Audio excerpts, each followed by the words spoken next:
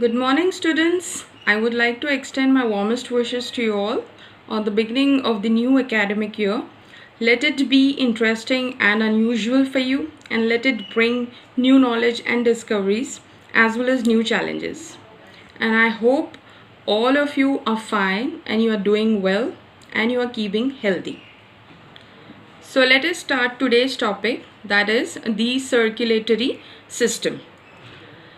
As we all know that all living organisms like plants and animals, they need food, oxygen and water so that they can survive. Now these elements need to be delivered to their body parts so that they can function properly. And therefore all living organisms need a transport system in their bodies. When I'm saying transport system, a body consists of a number of biological systems, right, which carry out specific functions necessary for everyday living. The job here of the circulatory system is to move blood, nutrients, oxygen, carbon dioxide and hormones around the body. And that's how it consists of the heart, blood vessels, arteries and veins. As you can see here, it's the image of a human circulatory system. In this you can see the heart, vein, artery. These are the main parts of the circulatory system which performs in the circulatory systems. So we will be learning in detail what the circulatory system is. The human circulatory system is a closed system that pumps blood through a network of arteries and veins. When I'm saying closed circulatory system, so the blood stays within the blood vessels. In this way, blood is kept separate from body tissues, and this system has a heart that pumps blood through a continuous circulation pattern. And in organisms with a closed circulatory system, the blood does not fill body cavities. Then you can see here in the image as well that how the circulatory system is a transport system of the human body, which consists of a network that supplies food, water, oxygen and other substances throughout the body. Now we will be seeing the function of the circulatory system. As you can see here also on the screen, I have shown that the most important function of the circulatory system is transporting oxygen throughout the body, and the other vital functions of the circulatory systems is mentioned here below. It helps in sustaining all the organs system. When I'm saying sustaining is keeping something alive and keeping healthy, right? The another important function of circulatory system is it transport blood, nutrients, oxygen, carbon dioxide and hormones throughout the body. Next, it protects cells from pathogens. When I'm saying pathogens is actually the antibodies like viruses, bacteria, different microorganisms which causes the diseases. It acts as an interface for cell-to-cell interaction. When the meaning of this statement is, the sentence is, the function here is, cell-to-cell interaction actually refers to the direct interactions between cell surfaces which play a very crucial role in the development and function of multicellular organisms. These interactions allow cells to communicate with each other in response to changes in their microenvironment. Alright, the another function of the circulatory system is that it helps, or it present in the blood of that helps repair the damaged tissues. The main part of the circulatory system are blood vessels, heart. We will be discussing in detail one by one. Let us discuss first, that is the blood.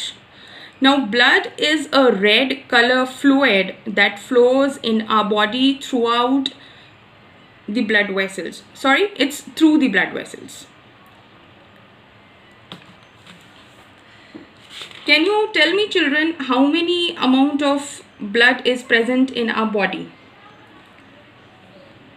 It is a 7% of body weight, or when you talk about in liters and all, it's approximately 5 or 5.5 liters. All right, so here in the image you can see that I've mentioned some the cells, the different cells. Actually these are the components of blood which perform several functions because of the different substances present in it. So you can see in the image RBC, that is red blood cells, platelets, white blood cell, down, plasma, blood vessels, like that. So I'll tell you just in a short descriptions of this, that what is blood plasma. So blood plasma is the liquid substance which is present in the blood, and hence we call it as a blood plasma. Almost 55% of the blood is in blood plasma. The plasma facilitates the transportation of different substances throughout the body, and the blood plasma is made up of water, salts, fats, proteins and sugar. When we'll see RBCs, so RBCs, they are present in ample amount in the blood, 40 to 45%. They are red in color as because they contain a special pigment called hemoglobin. Hemoglobin is a special pigment which is present in the blood. The oxygen we take, the oxygen we take and binds itself with the hemoglobin, and hence it reaches to every cell of the body through the blood. WBC, they are present in fewer amounts, almost 1% of it, but perform a very vital function in the body, as these cells fight against the germs present in the body. Then we have blood platelets. These are the cells that help in the formation of blood clot and prevent the blood from flowing out of the body due to an injury. Okay. The blood also have certain functions.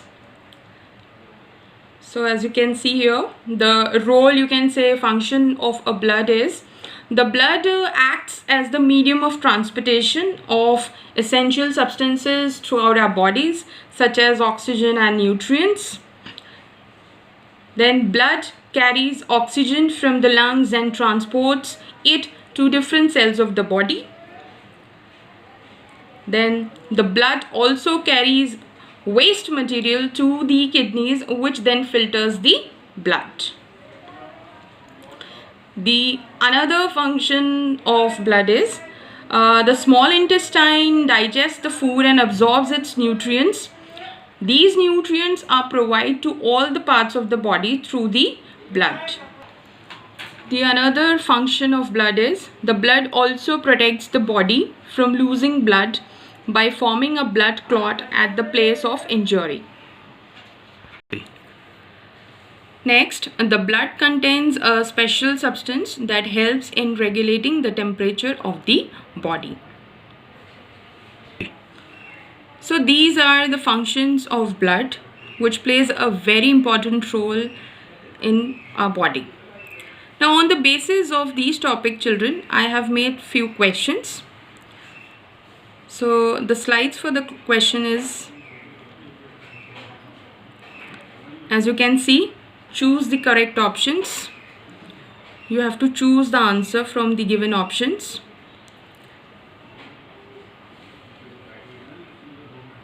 Then you can see the questions are also given. These questions answer, you have to write it down in your notebook, and it can be submitted to me once we'll meet. Okay, and I hope that you understand the topic, and if not, then you can again go through the same video, because at times what we happen that we got stuck in some scientific terms and all that, so that you can refer the video.